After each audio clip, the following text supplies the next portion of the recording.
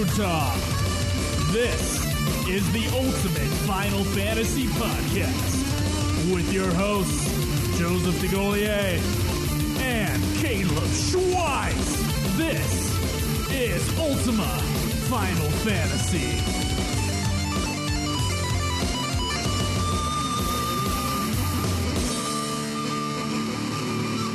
Welcome to another episode of Ultima Final Fantasy, the ultimate hungover Final Fantasy podcast. I am Joe. And I am Caleb. And today we are going to be doing part 5 of the history of Square-Enix, my magnum opus. Yeah. As I call it, yeah.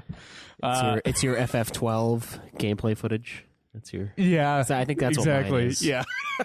Hundreds of hours. Well, 100 and dozens of watchers. Yeah, of viewers. Dozens each. All right. So in case you don't know, we are a weekly Final Fantasy podcast. And you can find us on youtube.com/Ultimate Final Fantasy. You can tweet us at UFF Podcast and at Joseph DeGolyer. That's JOSEPHDEGOLYER. But really just UFF Podcast, because the other one's just Joe's. So. One is Caleb and one is myself. You can go to Facebook.com/Ultimate Final Fantasy. Patreon. You can support us on Patreon. For $1 a month, you can get the episodes as soon as they are mixed. And also, we have a bonus, I guess, episode in quotes that'll be coming out on Patreon, in which we did what we did last night, which was a Advent Children drinking game. Yeah, there was a lot of beer flowed, and I did end up throwing up, which is it's the first time since 2008 I have thrown up, and I threw up after the Advent Children Advent Children drinking game, and I am not at my peak performance today, so I apologize for that. But we're gonna try to get through this shit anyway. You can go to twitch.tv, sometimes see us drink, but mostly see Caleb play Final Fantasy. Twitch.tv/Ultimate Final Fantasy. And by the way, guys, you can also check out our other show's Twitch, which is twitch.tv/Nude Clan Gaming. yes. If you haven't already subscribed to both of those. Yeah, that's where we'll be throwing our other games down on. I mean, we're going to stop doing non-FF games on the Final Fantasy stream. So that's right. And you can also check out that show as well as the Godzilla podcast, Super Sexy Swinging Fan Fiction, and is that it? Yeah, well, there's getting Nude fat, Nude Clan. Yeah. And lastly, of course, go to our website, ultimafinalfantasy.com, and please join our forums. That's where we answer questions, and that's where people just, participate in the conversation. Yeah, it's a lot of fun. So where are you in Final Fantasy IV, the After Years? I am near the end of the Lunarians quest line. Okay, where are you stuck on a certain part, or? Nope, I was hearing some frustration. There was definitely a lot of frustration having to do with these Marlboro pieces of shit. Oh, okay. And the boss fight there, in which the mysterious girl summons the one thing that keeps healing her and then attacking me. Yeah. I had a little bit of trouble with them, but once I figured out, I could reflect on my guys and reflect on her and, be able to attack that way and not get hit except by physical attacks. Yeah. At that point, I was able to take on the boss. It took me 3 tries, though, on that boss. I think I died 3 or 4 times on that one. It was rough. Yeah, she was pretty rough. But the Marlboros, there are 4 staged fights. Now, this happens a lot in this game, actually, where as soon as you hit a certain tile that the game knows that you're going to hit, you will get into a random in quotes, but it's a planned regular enemy fight, but a beefed up enemy fight. Yeah, those Marlboros. And those things, I swear to God, are more dangerous than the boss fights because you're not ready for them. That's the first thing. You're not ready for them. You can't escape them. And the last save point was 3 floors up. Yeah, that the Lair of the Father or whatever it's called, that was pretty rough. Yeah, in that area. And it was because of the fucking Marlboros. Yeah, they were brutal. There was one per area. I think there were 4 Marlboros in all, and they just their status effects are sick, and they had quite a bit of HP. It took a few good magic shots to kill them. All right. And God, if they hit the wrong guy, it was a game over. Yeah. But yeah, it's a pretty unforgiving game at times, but we'll get into it is like it's a little bit. It's bringing us back to that. To the rage, to the bullshit. Yeah, no, there's plenty of angry videos of me online just getting fucking pissed at After Years. So enjoy that. Enjoy that. Yeah, so I just barely got. I think I'm about 2 hours into the final tale of After Years. They combined what was originally, I think, 2 or 3 different chunks of game just into one. And I'm just running around trying to grab the summons. Mostly I'm just running around trying to figure out where to go, and then I will run into an area and find where I'm supposed to be. Okay, so tell me, what's after the Lunarian's quest? The main one. So that's the one you're on? Yeah. Okay. So you're pretty much caught up to me. All right. Which is good because there's still like 18 hours of game left, so... I'm going to try really hard to finish that game by the end of this week. All right. Because I think it's been too long. It has. It's been far too long. We need to get through these things. We do. And I'm looking forward to the next one, Crisis Core. I mean, that's a really good game. A lot of people really love it, so I'm excited to get to that. I'm not looking forward to having to buy a PlayStation 2 again. After Final Fantasy 12, my PlayStation 2 broke for some unknown reason, just while it was here. While it was not under my possession, my PlayStation 2 suddenly failed when I tried turning it back on. And so in order for me to play Dirge of Cerberus, I will have to buy a PlayStation 2 again. They're not very expensive. You should be fine. I'm in dire straits financially, so that's... so not too expensive is still too expensive? Not too expensive is still too expensive. All right, well, that's fair. We'll figure something out. As was the beer that I threw up last night, also too expensive, despite it being the cheapest stuff I could find. Yeah? Yeah. Yeah, that was probably... Was it as good coming out as it was going in, though? Oh, man, it felt so good going out. Like, it just, like, I hate the feeling of throwing up, except last night. Yeah, that was the most relief I've ever felt. It just like I went from feeling super nauseous and drunk to just feeling drunk and not nauseous at all. And I was like, oh, I could, let's take on the night. And then of course Cameron was in bed. You were in bed. Yeah, I was out. But yeah, no, that was a lot of fun. And I'm done. I'm fucking done drinking, dude. Yeah, I've never been much of a drinker, and I've only, maybe once every 4 months will I drink. And God, dude, that was sick. Dude, do you have the rules anywhere for that fucking drinking game we played yesterday? Yeah, let me go grab those. Okay, because it was pretty bad. There was another drinking game online that was pretty bad that someone posted up, but then Schweiss made one. Yeah, I pulled different chunks from different ones I found, and then just came. Yeah, and these weren't shots. I mean, we started off with some scotch at the beginning, some disgusting scotch that you and Cameron seem to love a lot. It was good. We started off with some scotch before the movie. Yeah, we kind of pre-gamed it. And then we started just doing beer because we knew that this was going to be a lot of drinking. Yeah, so here's the official list for the Ultima Final Fantasy Advent Children drinking game. So you take one drink when it sounds like someone's coming. Every time someone says mother. Every time something completely nonsensical is uttered. Anytime you would feel uncomfortable, shilly-shally. Yes, with a member of the opposite sex watching the movie with you, which is basically the whole movie. Basically the whole movie, but I felt like, okay, the member of opposite sex that was with me would get used to like a certain level every new time, but then there'd always be something that would just like Kadaj slowly walking towards Shinra and like the close up on his crotch leather. Yeah, things like that. I was like, we have to drink there. Yeah, that was. So I would feel super uncomfortable watching that. And then there was one more for drinking once, and it was every time we see materia.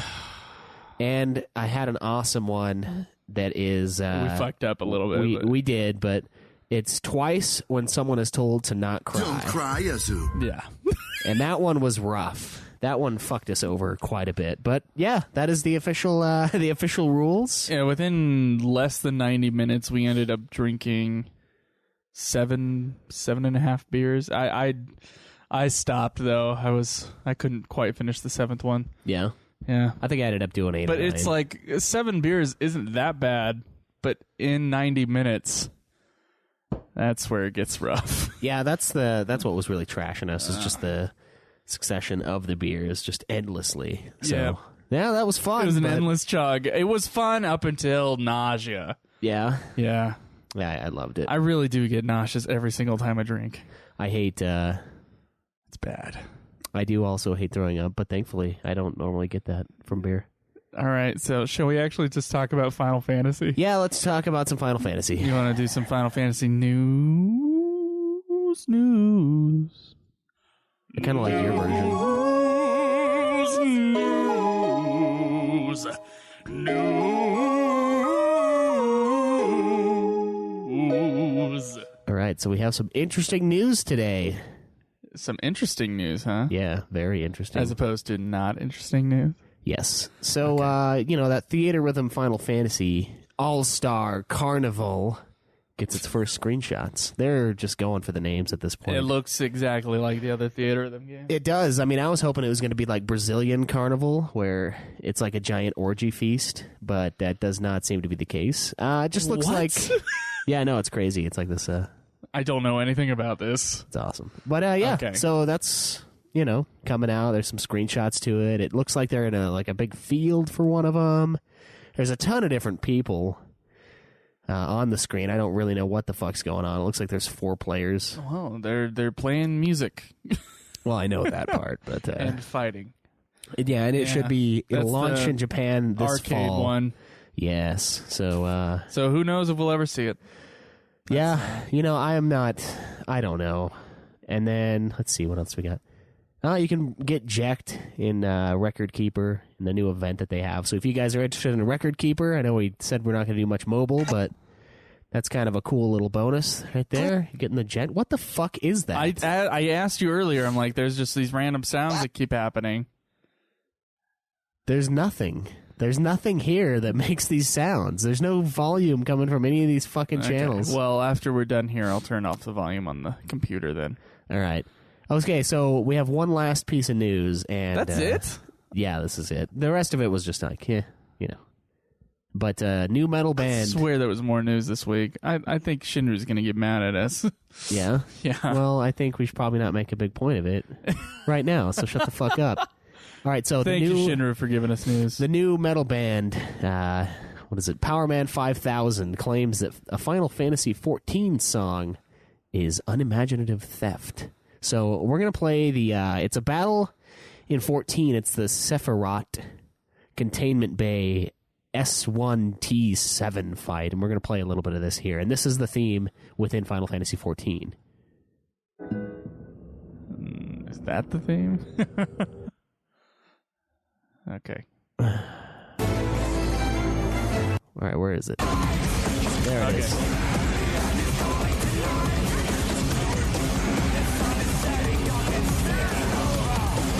Okay, so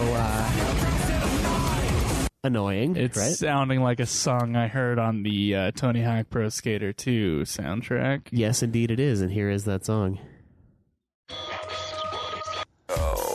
What is it really that is in your head? What little life that you had is That doesn't work. No, it doesn't. worlds collide. All right, so yeah, they were a little bit upset when they heard that. It all started out with like a forum post. Someone said, "Oh, hey, this sounds really familiar," on a Final Fantasy XIV forum.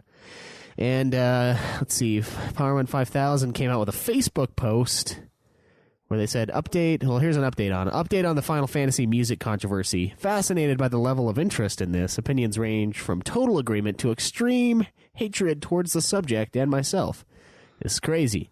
The original post was a 2-sentence observation about a piece of music that was way too similar to be coincidence. Since then, it has been taken as some sort of declaration of war. Oh, Internet. Anyway, there's no lawsuit, there's no cry for attention or publicity. Just an observation. Going back to his normal shit of not making music, blah, blah, blah. Come see me on my tour. Not participating in social media. Blah, blah, blah. Yeah, so, here's the response here. I have read through your comments concerning the background music for the second phase. This is from of the Yoshi P? containment. Yes, I believe so. Okay. for the containment bay S1T7. I have read through your comments concerning the BGM for this phase with Sephiroth, and I would like to personally explain how the track was created. As most Final Fantasy fans already know, Sephiroth the Fiend is a legacy boss character who originally appeared in Final Fantasy VI. It's too far away. When considering how to portray Sephiroth's return in Final Fantasy XIV, we decided to pay tribute to FF6 by working 6's Battle to the Death track into the Containment Bay's first phase, while opting to create an FF14 original for the second.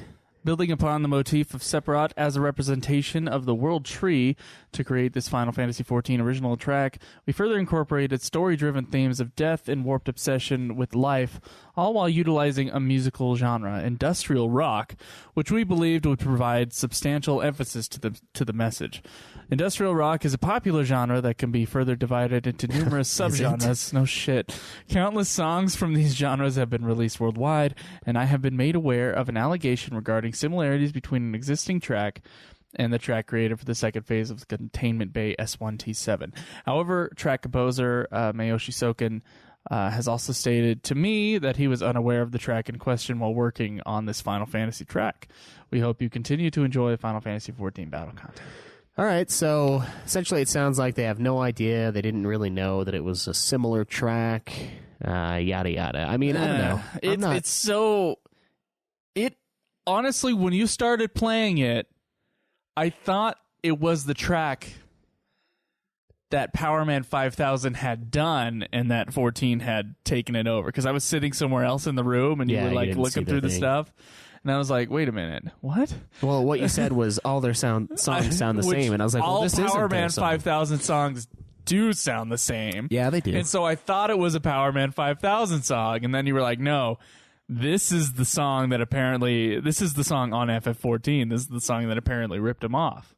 And then it was like, oh, it was for When Worlds Collide. And it's like, yeah, that is the song. So it's like, it sounded familiar enough that me sitting on the couch, having not read the news that Shinra posted, I could hear it. Like, yeah, I can hear it too. And I don't know. It's not really that big of a deal. I'm glad they're not really pressing any charges on it because that's a little bit of a stretch. That'd be a dick move. I think musicians often like rip each other off, or I say rip off, but just borrow is really what it is. Borrow, I guess. They borrow from each other mostly unconsciously. Yeah, it's like something they're like, oh, this would sound really sweet. Yeah, they've heard it before, and that's why it sounds sweet. They're plinking with stuff, and they recognize like a melody, and they're like, oh, yes, the muse is working on me, and it's just someone else's melody that they had heard at some point in their life, and that they didn't recognize that they were copying. And it's as someone who has written a lot of music, that has happened to me before, where I've been playing with something and then I listening to the radio later, I'm like, I stole that. Yeah. And it's not really a big deal. It's good to acknowledge it if it does happen though, and to say like they did, it's like, oh, we're sorry for the confusion. It is pretty similar, but it doesn't necessarily mean they intentionally went to fuck them over and take their music. So no, and I'm glad Power Man 5000 isn't going all Queen Vanilla Ice on them. Yeah, but that's a completely that is a completely different thing. But that's a major ripoff. So yeah, I don't know. All right. Yeah, that's pretty much it for news this week. Thank you so much, Shinru, for submitting it for us. It makes it a lot easier on us. We love you for it. So okay. Shall we get on to the history of Square Enix, Part 5? I believe we should. We're gonna play the game, the PlayStation all day, with the Metal Gear Solid to Tekken 3, and from Omega Boost to Resident Evil. Just play for the fun, cause we got it going on.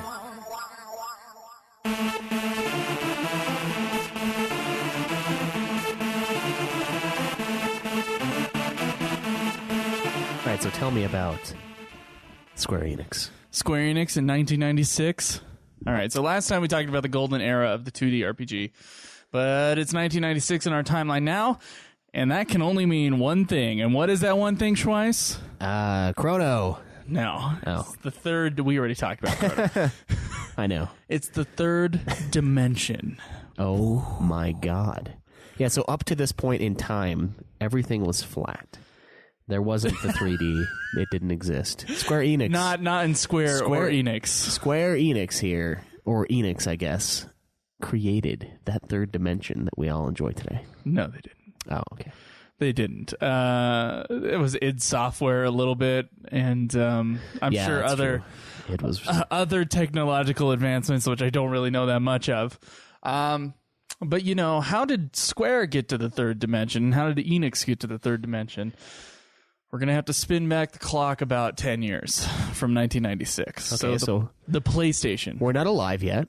The PlayStation began its life in 1986 as a joint venture between Nintendo and Sony, which I know is weird because they are, of course, legendary competitors now, but back then they weren't. Sony was just a technology company, and Nintendo was a game company. Right. Yeah. Sony hadn't delved into that business. No. So Nintendo wanted Sony to develop a CD ROM add-on for their Super NES console, or like a Super NES, a CD version of the Super NES. I don't know. It's kind of confusing when you're looking into there, but I think it was like some sort of add-on thing. And they would call that the SNES-CD. No one knows quite sure why, but the joint project never panned out. Some people cite behind-the-scenes drama between Ken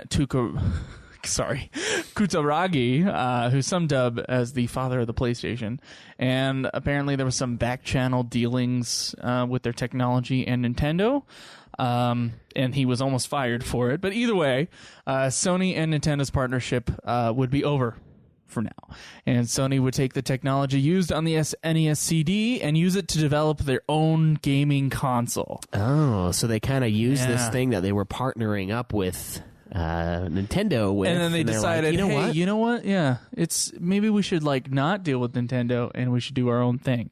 Of course, their own thing meant going to Sega.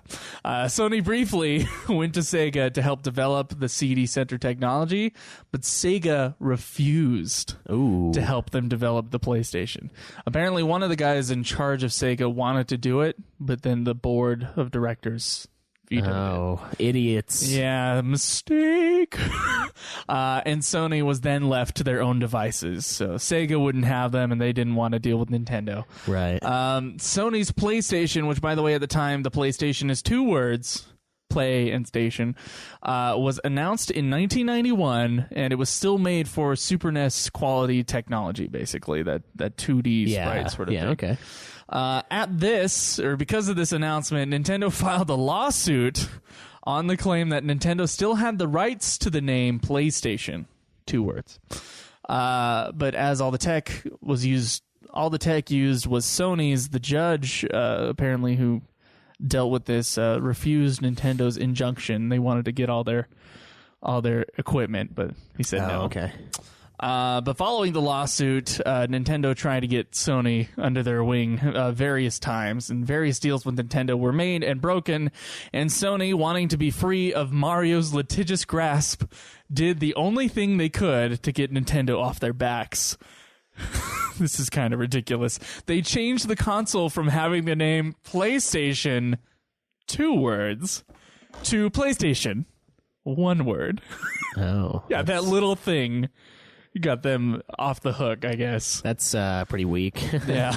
All right, though. That's fine. So at this point, Sony decided to beef up the system for a new generation of home consoles, focusing on the ability of the console. Apparently, this was like a huge deal within Sony. Like, they were not sure what direction to take as far as their game console. Like, are they making a console for what's out there right now, the Super NES, of course, being the primary console, or are they going to try to make it for the next thing?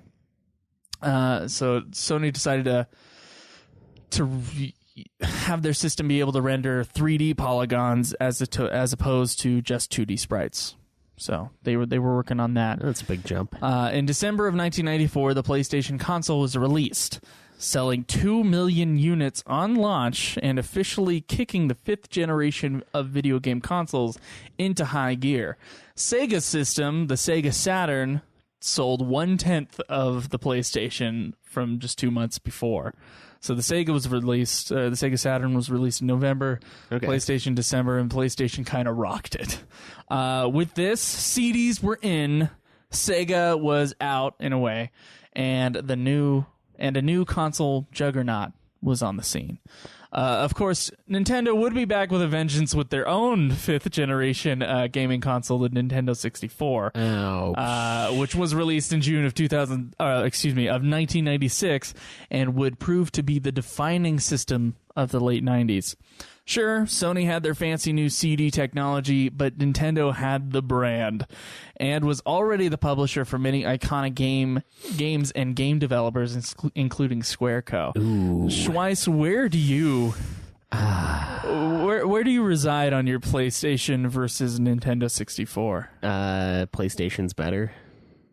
In what way? It's got better games. It's got better games? Yep. Better than like Donkey Kong 3D or Mario? Or yeah, I think so. I don't fall into Zelda. I don't fall into the fanboyism of releasing the same fucking game every 2 years. The Mario Karts Just are a new fun. version of it. The Donkey Kong is fun, but it's not not FF7. You can't deny how big the N64 was, though. I don't It's such a think huge system. it was bigger than the PlayStation, though. It was bigger than the first PlayStation. Was it really? It was. Damn, PlayStation was huge too. Yeah, PlayStation was pretty big, but and honestly, like Sega was just it's always been the loser. No, they have. It's good that they're developing games now instead. Well, sort of good. They sort do. of good. They keep coming out with It Sonic was a games, mistake so. not to develop the PlayStation with them. No, it was. But yeah, I like my PlayStation more. I mean, the controller isn't fucking stupid like it is on the N64. I hate that fucking thing. It is so bad. It is the worst controller ever conceived. Okay, I'd rather have the fucking Atari stick. Yeah, it's horrible. The little joystick thing, it like destroys your thumb. It like And the 3 little hand plays. Where do I put my hands? yeah, like oh god, atrocious. Oh but, yeah, it is I don't like I don't like that controller either. I do like the system though. I mean, I have one, so I enjoy it. But I still It like my has a PS1 more. lot of classic games on it. Yeah, there's good stuff. There's Ocarina. There's Majora's Mask. Yeah. The Donkey Kong game. I have the Donkey Kong game. I can't play it because I don't have the added RAM chip thing, but I do have it. So there's some good stuff. So many companies, including that of Enix, decided to begin publishing games for a variety of consoles, ostensibly to see what stuck.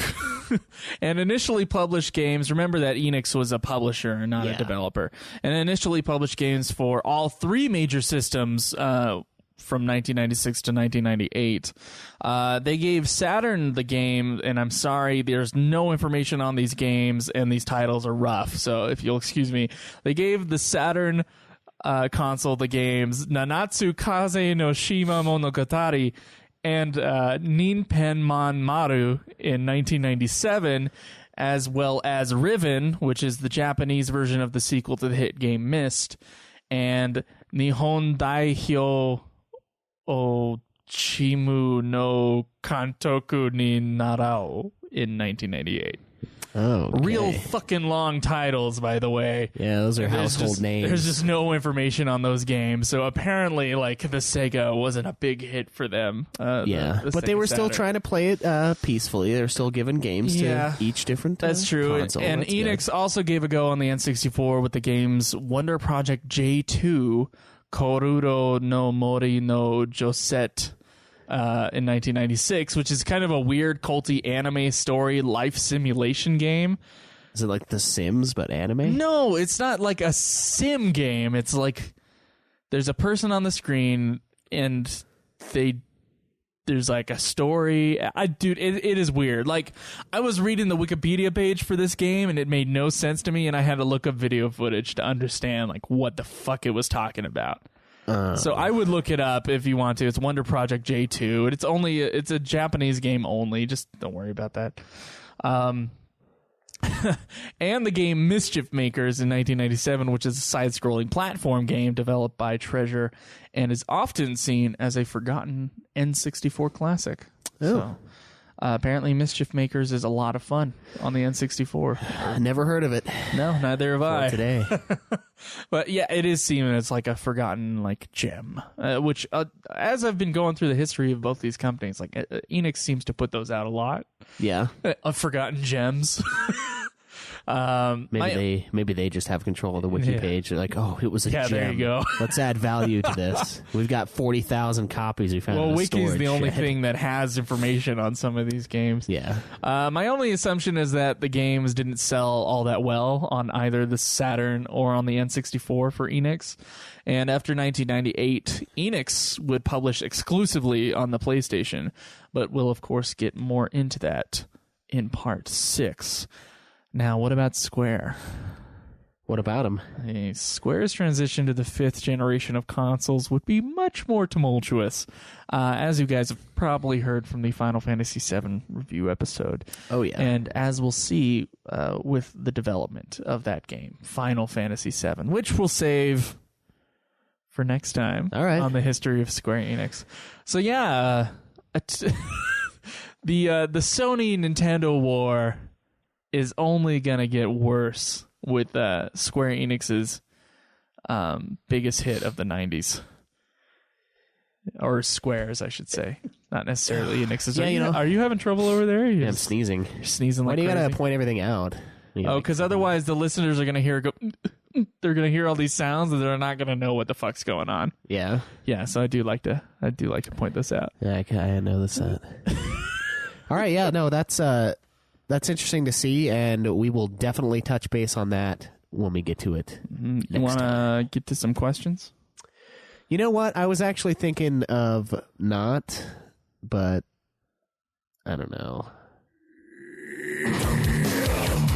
Questions for us. We would like to hear from you. Two moments. Contact us on Twitter. Get on and ask us your questions. We'll answer them in a week. This is the question segment. Ask and you will receive. Oh, man, I love that song. All right, so who's got our first question here? All right, this one is from, what is that, Minzara? Minzara. Can you read it? Let's go for a little lighter question this week. You're still wrong about Advent Children in the FF7 remake, though. Dun, dun, dun. Man, kicking us in the nuts. Even though we all love FF, there is a certain amount. There is certain FF games we just don't like as much as others, or the ones we don't like, but we dislike certain parts of it. Out of all the FF games, if you could change one thing and only one thing to make it a better game, what one would it be, and what would you change? And would that make the game have a higher ranking on your list? Yes. It probably would, yeah. What game would you change? Let's start off with that part of the question. Final Fantasy VIII needs to have a regular leveling up system. Okay. And if it did, I would have a much higher ranking for Final Fantasy VIII. I thought part of the 8 love was the fact that you could just go boss battle to boss battle. Though. There is a certain love with it, but I can't honestly say that it's a good thing. That the enemies mean nothing and are an extreme nuisance in the game.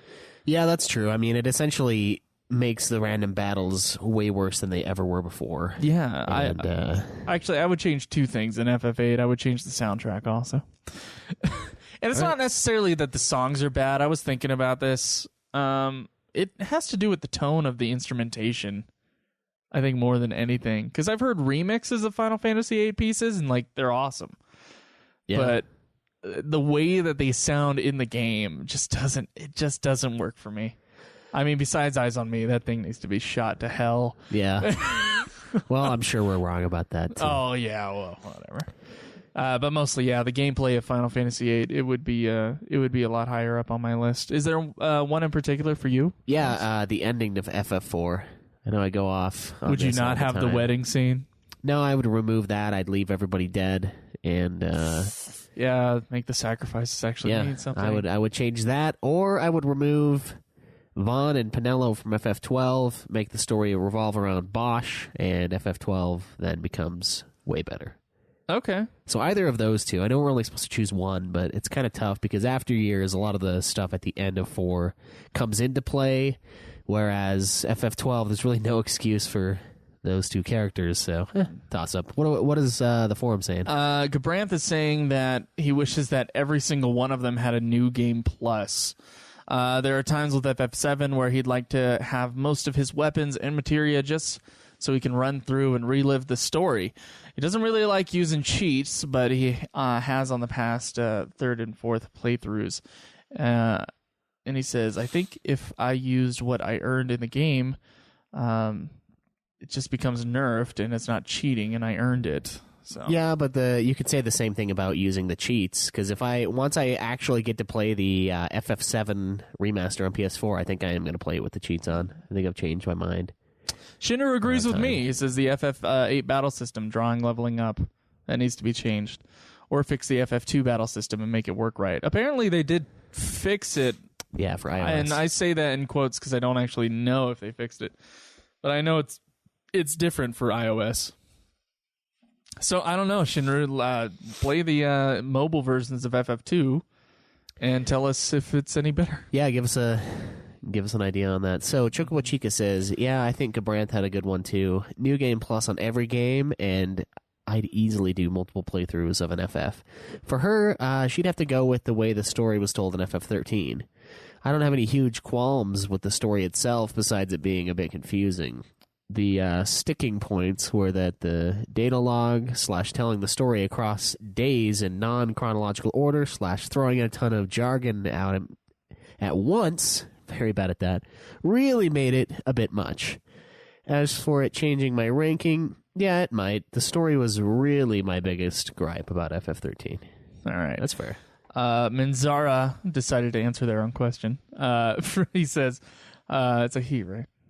It doesn't say on the thing anymore, so No. I feel bad, whichever title I'm using. For me, it would be FF11 being an MMORPG. I really like the game, and it has my favorite battle system by far.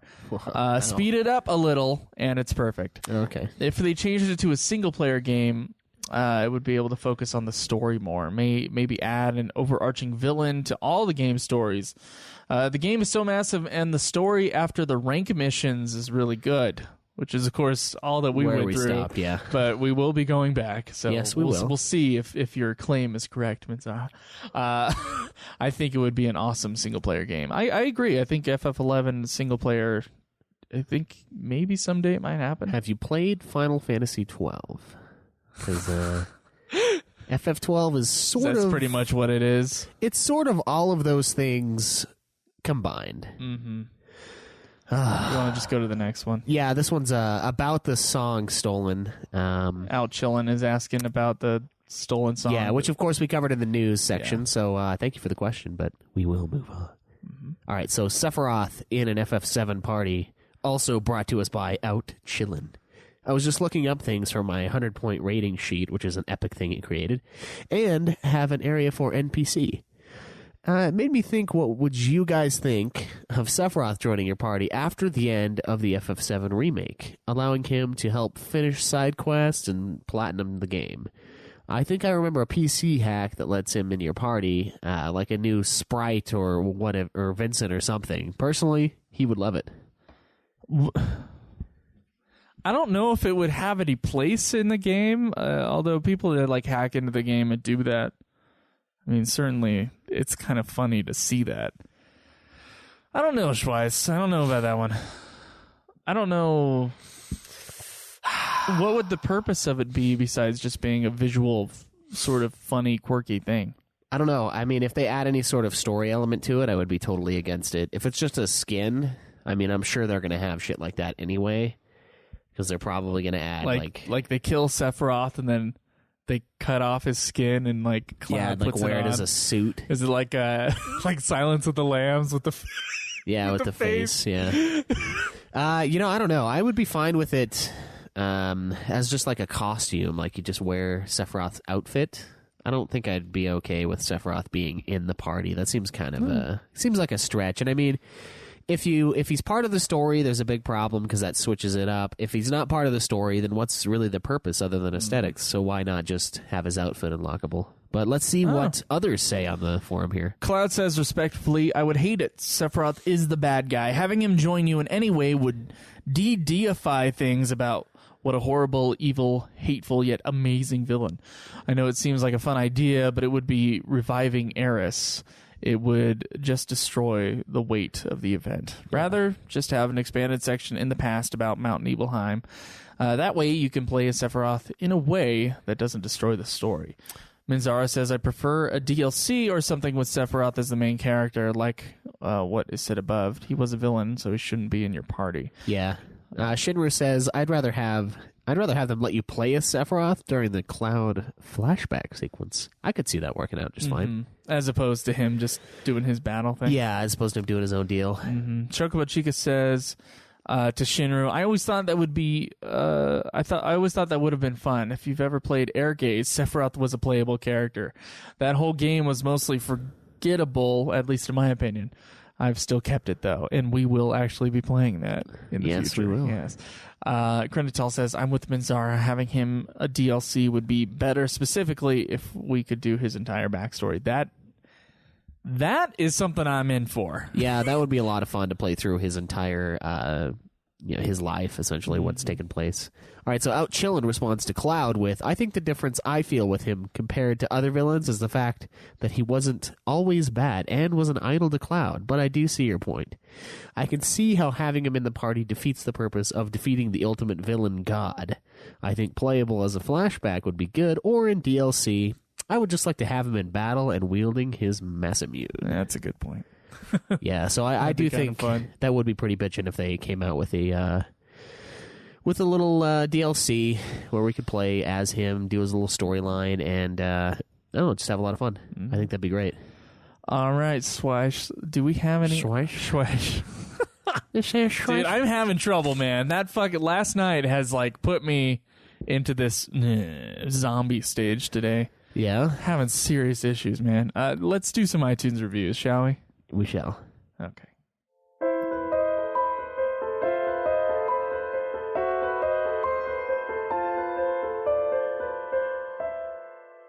iTunes reviews. iTunes reviews. All right, so our first iTunes review is going to be from Israel. Yeah. Which is fucking awesome. Great podcast, 5-star review from Kobev on the 12th of February.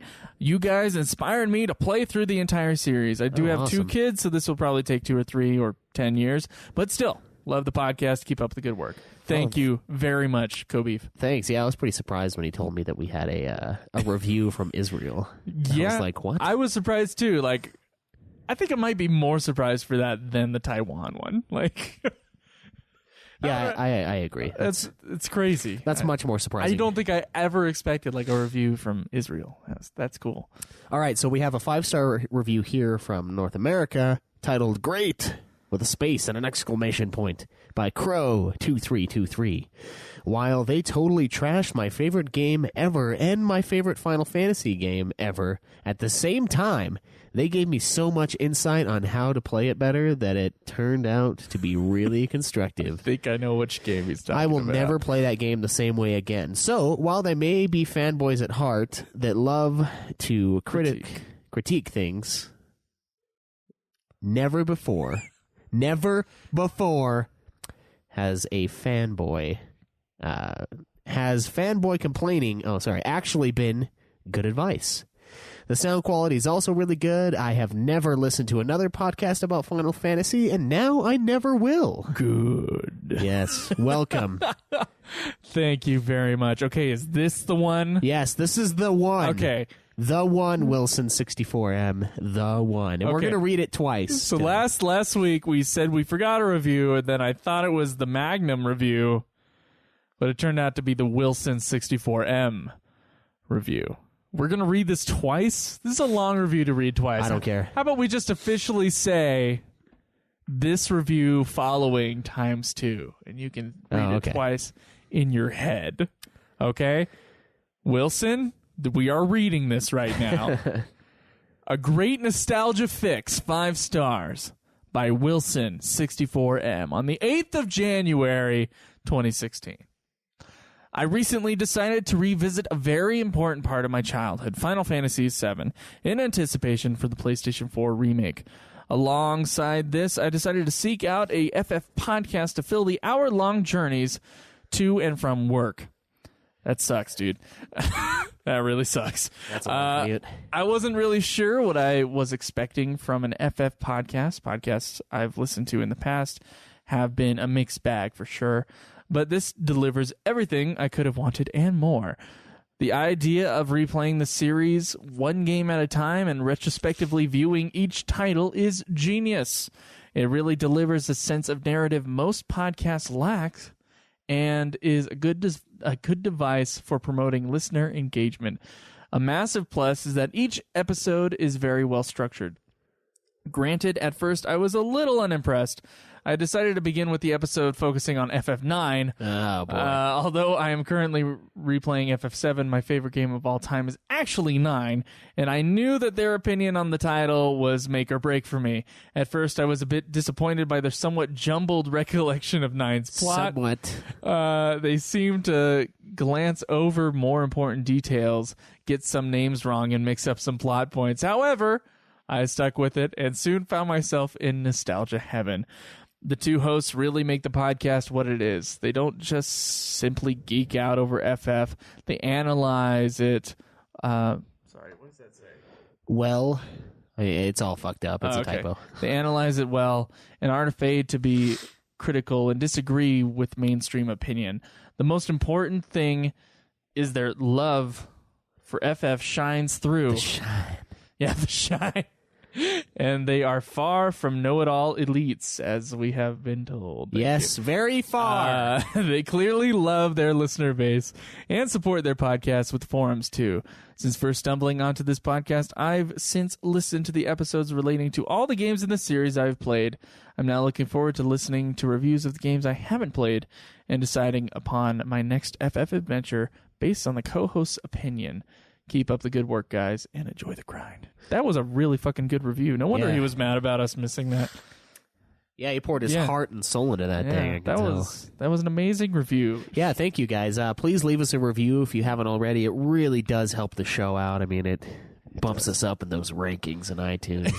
That's the most important thing. Right? They have a really weird algorithm. Plus, we like to hear what you guys think. We know how many of you are out there, and we know how many reviews we have. So yeah, get on it. We know. Yeah. All right, Schweiss. Let's end this show with a little bit of questions. From us to who? Us to me? Us to you. Oh.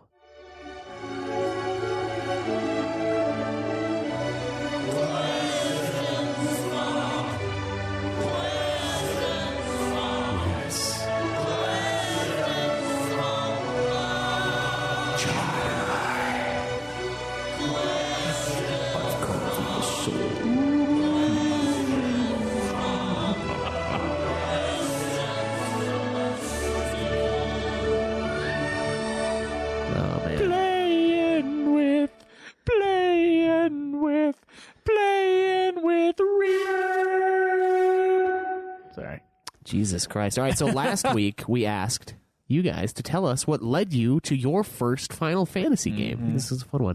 So we got quite a few responses, and they're all very interesting. So all right, so here's the first one. This one's from Gabrant. My first Final Fantasy was the original FF1 on NES back in 89 and 90.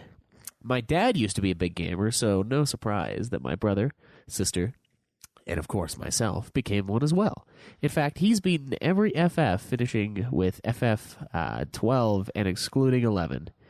My dad played games like Dragon Warrior, which at the time were really difficult to grasp for my 5-year-old self. FF1 was simple, or at least easier to be taught how to play. The unforgivingness of FF1, I believe, prepared and made me the player I am today in regards to random battles, grinding, and not making mistakes that can pretty much end your game. I played 1 through 14, excluding 11. And most of the sequels and spin-offs. All right, so that's pretty respectable. It's a good amount of Final Fantasy. Benjamin says, my first experience with the FF was playing 2-player FF6 at his friend's house. He had already gotten the game going, and I used to just join in. I'm not sure that many realize there is a 2-player option for those few games. First of all, I do know there is a 2-player option. Second of all, I have no idea how to use it. Do you know how to get it going? I've never tried. I think you can mess with the settings, though. He says, I'm pretty sure 9 had a 2-player option as well. Don't come at me with fan rage fury if I'm wrong. I would always pick Sabin at Umaro, as my friend was always Locke and Terra. Did you pick Umaro because you can't control him? Yeah, I just wanted a free character. As soon as I saw that game, I knew. Forever, it did shape my destiny, and it is what brought me here, introducing me to a group of fellow Final Fantasy fans with whom I write, often at too great a length, about the games that have influenced my life in more ways than non-Final Fantasy fans can never understand. All right, so Fruff says FF7 was his. He first saw a friend of his playing it at his house. He was breaking out of Junon with Barrett, Kate Sith, and Yuffie. It's a terrible party. After Cloud gave the Black Materia to Sephiroth. Never seen anything like it, so I immediately had to have it. I had never played an RPG before, so I asked my parents for the game and PlayStation for Christmas 1997. I got the game, and I got the system. And went right into the basement to hook it up and play all day. Back in those days, we would go to my aunt's after Christmas for dinner, so I remember I had just exited Midgar before my dad called downstairs for me to get moving. That's pretty solid one day. That's respectable there. Let's see. I remember sitting at my aunt's, obsessing over the game in my mind. Were you about to say shitting? Yes. I remember shitting on my aunt. That's disgusting. I just wanted to get home and play. We got home after like 11 that night, and I went back downstairs and played until probably 3 or 4 a.m. I finished the game in less than a week and started a new game almost right away. I have played through the game somewhere in the 30 to 50 times range. Holy fuck, I just finished the PS4 port the other day, and I find the game has endless replay value and is easily my favorite. Nothing has come close for me. Wow, that's insane. Chocobachika says, mine was FF8. My brother had FF7, but at the time I had no interest. I do remember watching him play when Eris got killed and had an oh shit moment years later when I realized what was coming. And I'd leveled Eris a lot, she says. When FF8 came out, I gave it a shot, and it was the first one I played all the way through. It seems like most people have a special place for the first one they played. I'm actually glad mine was FF8, because if it wasn't, I probably wouldn't be very fond of it. It's a weird statement. I'm glad that I don't think it's as shitty as it is. I have a similar view. I jumped around the entire series. I never once played them in any kind of numerical order. Not that it matters. All right. Eyes on Me says, my first experience with Final Fantasy was hanging out with my best friend back in 99 and watching her play FF8. I remember thinking, wow, what game is this? While watching the opening cutscenes and marveling at the graphics. Yep, that is that opening cutscene in 8 is gorgeous.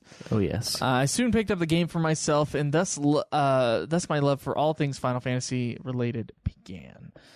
Here's to hoping Final Fantasy never ends. All right, so Del Rey Pete came in and said his first Final Fantasy was FF2, which of course we know as FF4 on the Super NES.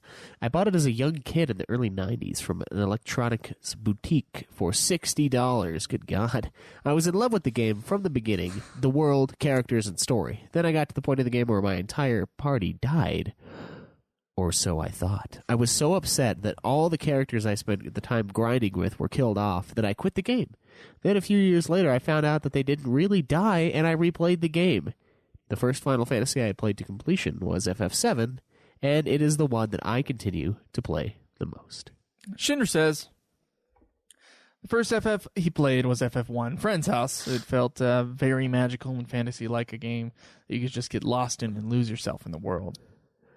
The first one he beat was FF5. The first one he bought was FF7, and then he played 8 and 9, and he's beaten all of the non-MMO ones except for FF12. Yeah, he's waiting on that HD version, it looks like. He says, fun fact, I remember dreaming about FF4, FF5, and FF6 before ever playing those games because of the screenshots he had seen of them in magazines and stuff.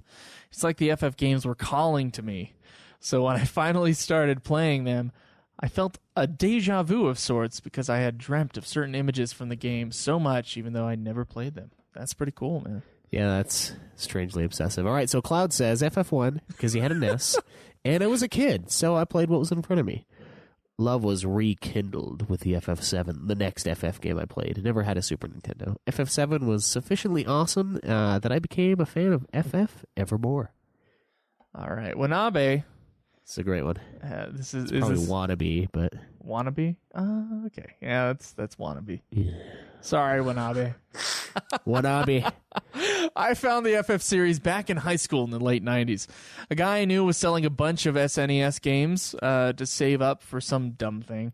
I think it was for Game Boy because everyone was losing their shit over Pokemon. He pushed FF6, then FF3 at me. I had no idea what it was. He just said it was a cool sword game, and since it was $5, I figured, what the hell? $5 for that game? That's awesome. Yeah, that's legit. I already had a Game Boy and Pokemon, so why would I ever need money again? I got home and put it in for the first time. The game loads and the ominous music starts to play with the lightning flashes. Oh, I think to myself, it's like Castlevania. So he still has a save file on it to this day, apparently. There was a bunch of little dudes on a boat, and he quickly realized they were all named after people in our class. Gross. I just bought a stalking game from a serial killer in training. Let's wipe this so I don't become an accessory to murder. That's funny. Starting my first playthrough, I quickly realized this was nothing like the platformers and pseudo-adventure games of the time. You get stuff and stronger every time you fight something? That's awesome. I was tired of stomping Goombas for no reason.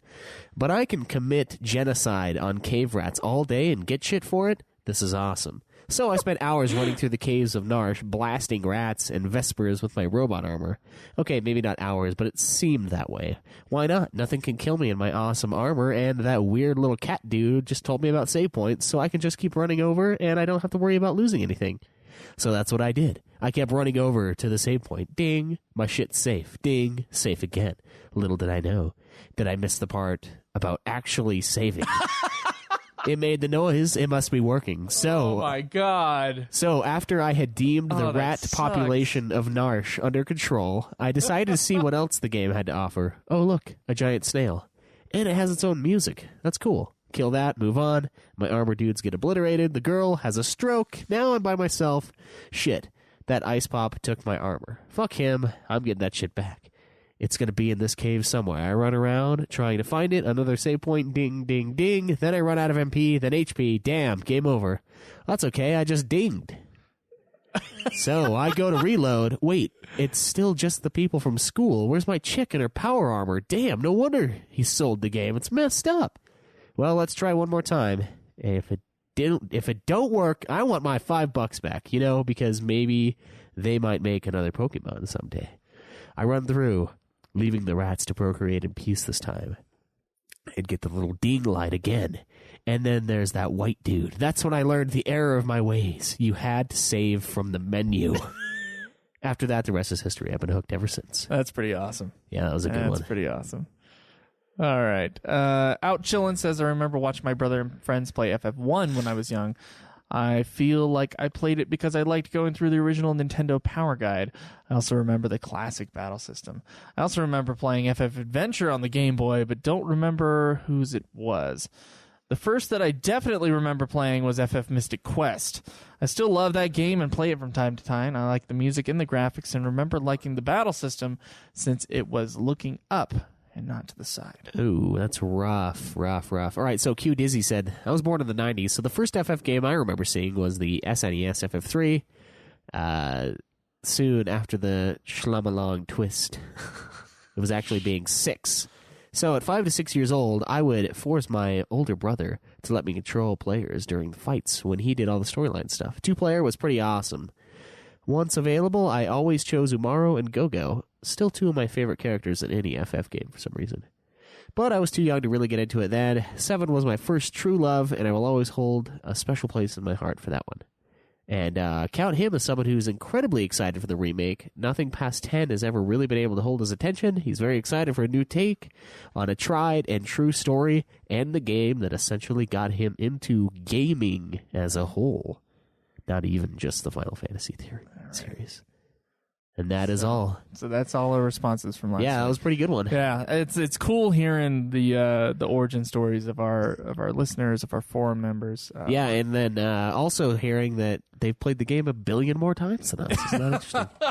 There you go. That's why we're not the... If someone wanted to just have an FF7 podcast, I would have Fruff, I think, host it with its 30 to 50 playthroughs. Yeah, that would be legit. But just remember that kind of stuff crazy. when you guys are ripping into us over the mistakes we make. We've played the some series of these games as a whole. Come on. once, not 40 times. All right, so what do you got for us this week, Joe? Okay, so next time should be the Final Fantasy IV After Years review. Okay. And that means I need you guys to get on their forums. There should be 2 sections for them. First off, ask your Final Fantasy IV After Years questions. All right. So any questions pertaining to that game specifically, or I would also include Interlude with that, as well as your reviews for Final Fantasy IV Afterlude. That's right, or we read After those. Years or Interlude. Afterlude. So please get onto that so that we have plenty to talk about next time. And I think that's going to be it for this episode. We want to go through some plugs. Yeah, make sure to go follow me on Twitter at UFF Podcast. You can go ahead and subscribe to us on YouTube, youtube.com/Ultima Final Fantasy. Like our page on Facebook. It's facebook.com/Ultima Final Fantasy. Support us on Patreon. We really appreciate it when you guys do this. And I know we're a little behind on the episode invites, but there's all sorts of scheduling problems with it. And we will work for that. We will work with you guys for that because we love those fucking episodes. They're so much fun hearing you guys, hearing what you guys sound like. That's always a really weird thing. And so we love that, and it does help pay for the show, yada, yada, yada. And please jump onto our website, ultimafinalfantasy.com. Join the forums, join the conversation, and grind out those levels. You forgot my Twitter. It's at Joseph DeGolyer. DeGolyer. Fuck you. It was a strategic removal. But Why do you do that? I'm kidding. I don't care. All right, I'm using the Twitter more and more. Are you? Yeah. Yeah, well, it bugs me. Some of the guys on Nude Clan don't fucking touch theirs. I'm like, guys, what are you doing? Why even have it? But, and then there's always Nude Clan. It's a new gaming podcast we've done. We're on episode 9 today, I believe. Yeah. It's a lot of fun going through old stuff, doing conversation, so check that out, too. It's Nude Clan. Nude Clan. Also, the Godzilla podcast, which is a show me and Drew host. Occasionally. In which we do commentaries on the Godzilla movies. Now, it doesn't have, like, the weekly schedule like these other shows it's kind of have. whatever. It's when we can get to it. So we haven't done an episode in, like, 2 weeks, but that's the perfect amount of time for you guys to catch up. And then also Super Sexy is still going. If you guys want to listen to me and Jake read some erotica, it's pretty fun. I love that show. It's really funny. And Playing the Home Game is a podcast that a couple of our listeners have started. Yeah, Getting Fat 2. Yeah, it's basically even fatter. It's basically Getting Fat 2.0. And I don't know, they talk about like Warhammer games, tabletop RPGs, and they're both teachers, so they talk about teaching. So get on that. If you happen to be a teacher, I'm sure you'll love it. Yeah, get on that stuff. Yeah. Awesome. So that's going to be it for today. All right, guys. Well, thanks for signing in. Thanks for checking us out on Twitch. And until next week, enjoy the grind. This has been another production of Ultima Final Fantasy, the Ultimate Final Fantasy Podcast. The show was produced by Joseph DeGolyer and Caleb Schweiss, with music and editing by Joseph DeGolyer, parodies and clips from their respective authors, of course. You can get all of our episodes as well as our Let's Plays at ultimafinalfantasy.com. You can also contact us on Twitter at UFF Podcast, as well as our contact page on our website. Be sure to subscribe and review our podcast. Your reviews may get read on the show, and look forward to the next episode of Ultima Final Fantasy, the Ultimate Final Fantasy Podcast.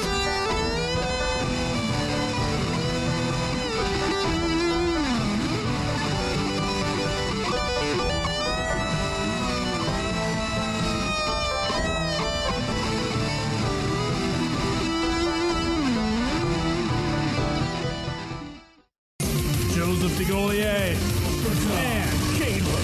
What is this? God damn it. Ultima Final Fantasy host. Abort! Abort!